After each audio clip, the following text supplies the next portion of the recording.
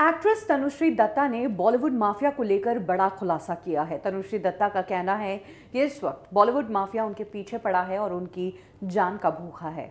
उन्हें मारने की कोशिश की जा रही है उनके पानी में दवाइयां और स्टेरॉइड्स मिलाकर। जी हां, तनुश्री दत्ता ने आज सोशल मीडिया पर एक पोस्ट शेयर की है जिसमें उनके साथ पिछले 1-1.5 साल में क्या कुछ हुआ, इन बातों का जिक्र किया। तनुश्री दत्ता ने कहा कि जब से मैं फिर से बॉलीवुड में आकर अपना करियर बनाने की कोशिश कर रही हूं, तब से 1 साल तक तो मेरे काम को खराब करने की कोशिश की गई। ये करने की कोशिश की गई कि मुझे कोई भी काम ना दे, और अगर कोई काम दे तो फिर उसे भी परेशान किया गया। इसके अलावा पिछले कुछ दिनों मैं उज्जैन गई थी दर्शन के लिए, तो मेरी गाड़ी के साथ तोड़फोड़ हुई और मुझे चोट भी आई। अब 40 दिनों बाद मैं फाइनली मुंबई लौटी हूं, तो मेरे घर के बाहर लोग तमाशा कर रहे हैं और मेरी बिल्डिंग में हंगामा हो रहा है। तनुश्री दत्ता का कहना है कि इन सब के पीछे वही लोग हैं जिन्हें मीटू के दौरान मैंने एक्सपोज किया था।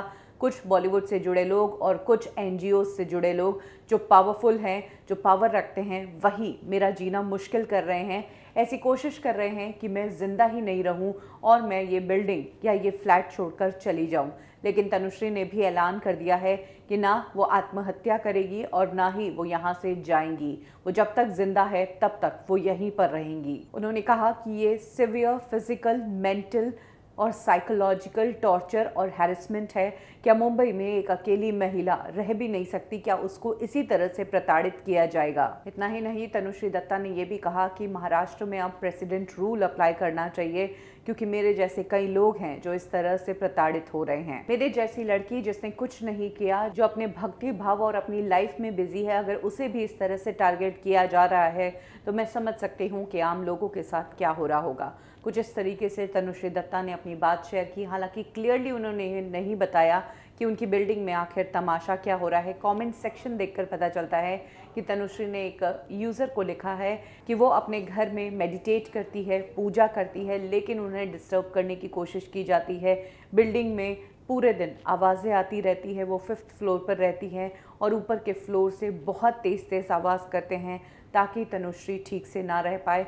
इसी पोस्ट में तनुश्री ने खुलासा किया कि कुछ समय पहले उनके पास एक ऐसी मेड थी जो उनके पानी में दवाइयाँ और स्टेरॉइड्स मिलाया करती थी। किसके कहने पर करती थी ये तनुश्री नहीं जानती है, लेकिन तनुश्री का मानना है कि वही लोग हैं जिनके खिलाफ तनुश्री ने इंडस्ट्री में आवाज़ उठाई। आपको बता दें कि तनुश्री दत्ता ने नाना पाटेकर पर इल्ज़ाम लगाया था कि हॉर्न ओके प्लीज के गाने के दौरान नाना पाटेकर ने उनके साथ गलत हरकत करने की कोशिश की, और उसके बाद से ही जहां नाना पाटेकर के करियर पर भी उंगली उठी, वहीं तनुश्री दत्ता का करियर तो पूरी तरह खत्म हो गया।